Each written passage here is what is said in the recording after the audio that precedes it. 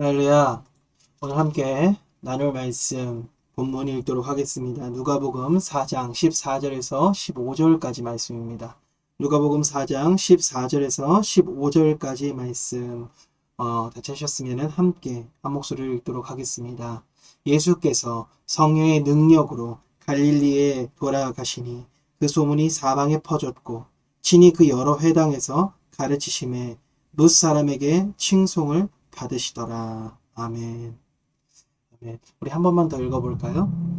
시작. 예수께서 성령의 능력으로 갈릴리에 돌아가시니 그 소문이 사방에 퍼졌고 친히 그 여러 회당에서 가르치심에 뭇사람에게 칭송을 받으시더라. 아멘. 할렐루야. 주님의 사랑과 긍휼이 여기심이 주님의 나라된 가정마다 또한 각자의 삶마다 그리고 삶의 현장마다 충만하시기를 주님의 이름으로 축원합니다. 저는 오늘 본문 말씀을 통해서 성령님의 때에 성령님의 능력으로 성령님의 때에 성령님의 능력으로 라는 주제를 가지고 하나님께서 우리에게 주신 은혜의 말씀 나누기를 원합니다. 오늘 본문 말씀은 예수님께서 광야에서 시험에 승리한 이후 그 사건을 간략하게 기술하고 있습니다. 성령님의 능력으로 갈릴리에 돌아가셨다. 이 간단한 한 구절로 모든 것을 설명하고 있다는 것이죠.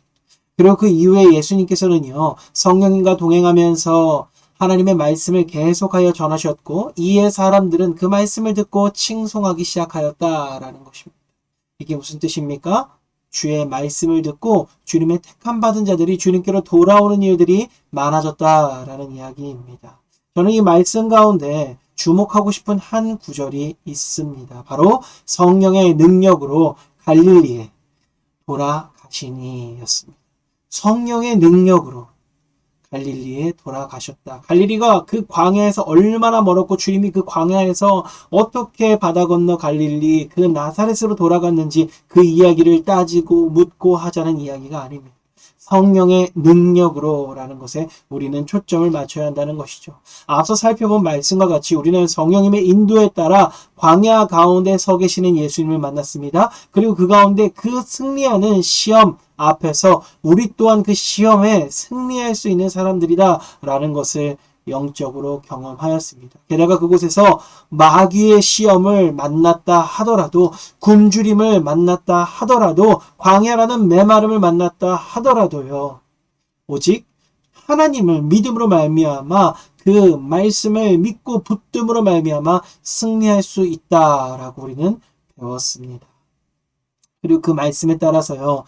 우리는 어떻게 살아야 됩니까? 말씀을 믿음으로 붙든다는 것은 그 말씀을 따른다는 것이죠. 바로 하나님을 사랑하고 우리에게 허락하신 그 이웃들을 사랑하는 것이 성도의 삶이다. 너무나도 잘 알고 계시는 말씀일 것입니다. 그런데 말입니다. 그렇게 살아가는 것은요. 생각보다 쉽습니까? 어렵습니까? 매우 어려운 일이다라는 것이었습니다. 왜냐면요. 우리의 삶의 현 주소가 어디라고요? 바로 예수님께서 시험을 받으시던 광야와 같다라는 것입니다. 또한 우리의 상태는 어떻다고요? 40일을 굶주린 것 같이 곤고하다라는 것이죠. 게다가요. 우리 곁에는 사탄 마귀가 계속해서 넘어져라 제발 좀 넘어져라 하면서 시험을 걸고 있다라는 것입니다. 그냥 뛰기도 힘든데 계속 태클이 걸어오는 그런 어려운 상황이다라는 것입니다. 그런데 그 가운데 우리가 주님의 뜻을 행한다라고 했을 때요. 사탄 마귀가 가만히 있을까요? 와, 주님의 뜻을 믿음으로 행하는구나. 내가 너네 손도 못 대겠다. 그냥 그러고 넘어갈까요? 그렇지 않다라는 거예요. 그 마음 가운데 왜 아무도 나를 인정해주지 않지? 라는 섭섭함이 들어온다라는 거예요. 혹시 또 어떤 경우엔 인정도 해줍니다. 그러나 그러더라도요. 그것이 정말 문제 해결을 해주지는 않더라는 것이죠. 왜냐면은요.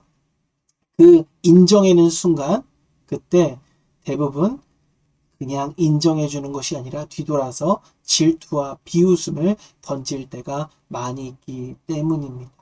그리고 그렇게 돕고 나면은요, 사용한 그 돈과 힘은요, 또 저절로 채워지지도 않습니다. 내 안에 있는 에너지를 쏟아서 시간을 부어서 그 모든 것들 도와주는데 그것이 채워지지 않다라는 것이죠. 정말 괜히 한 일이 아닌가. 마음의 서운함과 답답함들이 들어올 때가 한두 번이 아닐 것입니다. 그러나 주님께서는요, 성도는 어떻게 살아야 한다라고 가르치고 있습니까? 하나님의 말씀대로 살아야 한다라고 가르치고 있습니다. 그렇게 우리는요, 그게 그렇게 어려워질 것을 알면서도 어쩌면 사람들한테 비웃음 받을 거 알면서도요. 그리고 나서 내 주머니는 텅텅 비고 내 힘은 더 빠질 거라는 것 알면서도요. 그저 우리는요. 주의 말씀에 따라 성도는요. 하나님의 말씀에 따라 이 길을 걸어갈 수밖에 없고 그리고 또다시 같은 고난의 길을 걷게 되더라는 것입니다. 한마디로요. 성도로서 믿음을 지키며 그 뜻을 따라 사는 것이 어떻다고요? 너무 힘들다라는 것입니다. 도대체 어떻게 해야 될까요? 우리가 절대적인 힘을 가지고 세상을 엎어버려서 이 세상이 더 이상 그렇게 악하게 살지 않게 하면 될까요? 그렇게 우리가 정권을 차지해서 세상을 바꾸면 될까요? 아니면 이 세상을 등지고 어딘가로 우리끼리 떠나 살면은 좀 나은 세상을 만들 수 있을까요? 아닙니다. 하나님께서는요, 이 세상을 어떻게 해버리라고 우리에게 명하신 적 없습니다. 그리고 그 세상 등지고 살라고 말씀하신 적도 없으십니다. 다만 우리 하나님께서는요, 오직 서로 또 주님 안에서 믿으며 사랑하며 가르치며 전파하라 라고 이야기하시고 계십니다. 그런데요, 다시 말씀드리자면요, 이것 하나하나가요, 세상의 논리와 부딪힙니다. 세상 논리와만 부딪힙니까? 아니요. 내 안에 있는 자아의 논리, 내 심령 안에 있는 그 논리와도 이 말씀이요 계속 부딪히는 거예요. 그래서 그 힘든 가운데 정말 지친다. 언제까지 이렇게 살아야 합니까? 라고 하나님 앞에 가슴 아픈 눈물을 흘린 적, 한 분 한 분 있으실 것입니다. 그런데요, 이럴 때 우리 믿음의 선배들은 어떻게 했을까요? 우리의 믿음의 선배들은요, 그 모든 순간에요, 기도하며 찬양하며 말씀에 떡을 나누며 기다렸습니다. 무엇을 기다렸을까요? 성령 하나님 곧 우리 하나님의 능력을 기다렸습니다. 주님의 승천 후에요, 목자 잃은 양떼와 같은 제자들이 된 얼마 전까지만 해도 예수님의 이적을 쫓아다니면서 예수님의 그 이름을 쫓아다니면서 명성을 쫓아다니면서 내가 예수님의 우편하고 내가 좌편하리라 큰 소리치면서 의기양양했던 그들이지만 그들의 모습이 어떻습니까? 목자 잃은 양들의 꼴이 되었다라는 거예요. 언제 누가 와서 훔쳐가고 언제 어떤 짐승이 다가와서 잡아먹어도 도저히 저항할 수 없는 그런 처참한 상황 가운데 놓인 자들이 되었다라는 거예요. 목자 잃은 양떼라면 여러분들은 그 입장이라면 어떻게 하시겠습니까? 1번 도망간다. 2번 목자를. 목자가 만약에 신실하다면요, 반드시 돌아옵니다. 목자가 능력이 있다면요, 혹 우리가 악한 것에게 잡혀갔다 할지라도요, 반드시 우리를 구조해 냅니다. 그렇기 때문에요, 그들은요, 믿음으로 성령 하나님을 기다렸습니다. 곧 예수 그리스도께서 아버지께로부터 보내시는 하나님의 능력, 우리 하나님을 끝까지 믿음으로 기다렸다라는 것입니다. 그리고 그 기다림 끝에서 우리 성령 하나님께서는요, 신실한 목자가 되셔서 그들에게 다시 찾아오신 거예요. 우리에게 다시 찾아오시는 것입니다. 그리고 다음 단계로 우리를 이끌어 주시는 것입니다. 그리고 그 길 가운데서요, 우리 하나님께서 참된 생명과 영광과 그리고 위대한 여정을 우리 가운데 새롭게 열어주고 계시다라는 것입니다. 오늘 우리의 삶도 마찬가지입니다. 주님의 일을 하는데 너무 어렵지 않습니까? 너무 힘들고 지쳐가지 않습니까? 혹은 양심을 지키기 위해 나의 신앙의 양심, 우리 성령 하나님이 주시는 그 신앙의 양심을 지키기 위해서 선택한 길인데 주님께서 이미 말씀하셨지만 막상 걸어보니 생각보다 더 좁고 협착하지는 않습니까? 그래서 지치지는 않습니까? 그때 우리는 어떻게 해야 한다고요? 목자 잃은 양떼가 되어서 여기저기 도망가야 한다고요? 아니요. 우리의 목자는 신실하시기 때문에 우리는 그 목자를 끝까지 기다려야 합니다. 반드시 그 양 한 마리도 잃지 아니하시고 목자는 돌아와서 양떼를 인도하실 것입니다. 언제요? 주님의 때에, 성령 하나님의 능력으로 성령님의 때에 반드시 돌아오사 우리에게 반드시 주님의 일을 감당하게 하실 것입니다. 주님의 생명과 영광으로 충만하게 부어주실 것입니다. 그러므로 주님께서는요, 누가복음 24장 49절에 이렇게 말씀하셨습니다. 우리 함께 읽었으면 좋겠습니다. 함께 읽겠습니다. 시작. 볼지어다 내가 내 아버지께서 약속하신 것을 너희에게 보내리니 너희는 위로부터 능력으로 입혀질 때까지 이 성에 머물라 하시니라. 아멘. 우리 말씀을 믿음으로 붙들고 한 번 더 고백합니다. 볼지어다 내가 내 아버지께서 약속하신 것을 너희에게 보내리니 너희는 위로부터 능력으로 입혀질 때까지 이 성에 머물라 하시니라. 아멘. 이 말씀을 들었을 때 제자들은요, 그리고 우리의 믿음의 선배들은요, 하나님의 공동체로 모여들었습니다. 그래서 날마다 찬양하며 기도하며 말씀에 떡을 떼며 성령님의 신실한 인도하심을 끝까지 기다린 것입니다. 사랑하는 성도 여러분, 그냥 기다리기가요, 너무 힘들어요. 그냥 지루해서 힘든 게 아니고요, 못 견딜 만큼 내 스스로에게 물어봅니다. 정말 이거 맞아? 이렇게 힘든 거 맞아? 이렇게 막막한 거 맞아?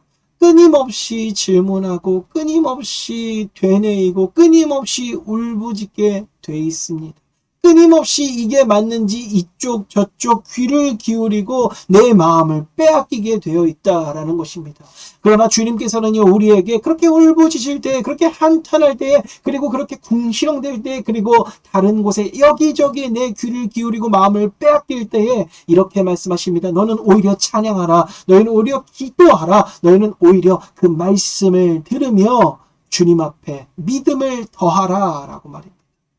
하나님의 믿음, 주님이 주시는 그 믿음을 가지고 마음의 힘을 더하십시오. 그래야 주님의 때까지 우리는 온전히 기다릴 수 있고 주님이 원하시는 그 길로 우리는 걸어갈 수 있는 것입니다. 그렇게 주님의 인도하심을요, 우리 모두 함께 기다릴 수 있었으면 좋겠습니다. 사랑하는 성도 여러분, 오늘 주님께서는요, 광야에서 시험을 이기신 후에 그냥 그 자리에서 승천하신 것이 아니었어요. 그 다음 단계로 이동하셨습니다. 그런데 거기서 우리가 정말 주목해서 보아야 할 것은요, 주님의 메시지예요. 주님의 그 행동과 주님의 그 모든 일정을 통하여서, 여정을 통하여서 주님께서 우리에게 크게 외치고 있는 메시지예요. 무엇입니까? 성령의 도움을 받아야 한다라는 거예요. 성령 하나님의 능력으로 도움을 받아야 한다라는 거예요. 그러므로 하나님이신 예수님께서요, 우리 앞에 보란 듯이 성령 하나님의 능력으로 도우심을 받는 것 아니겠습니까? 이는 주님의 백성들이 겪는 모든 믿음의 시련 뒤에 성령님의 능력이 나타나신 것 또한 인도하심이 있음을 우리에게 알려주고 계시는 것입니다. 고난 앞에서요, 마귀의 가르침에 속지 마시기 바랍니다. 고난 앞에서요, 우리는 주님을 믿어야 할 것입니다. 그때에 주님께서는요, 우리에게 참된 생명과 영광, 그리고 그 다음 단계의 위대한 여정이 시작되게 하여 주실 것입니다. 주님의 그 다음 단계, 더 푸르고 더 물 풍족한 그 초장, 그리고 쉴만한 냇가로 인도함 받는 저와 여러분들에게 주님의 이름으로 간절히 축원합니다. 기도하겠습니다. 사랑 많으신 주님, 우리 가운데 함께하여 주십시오.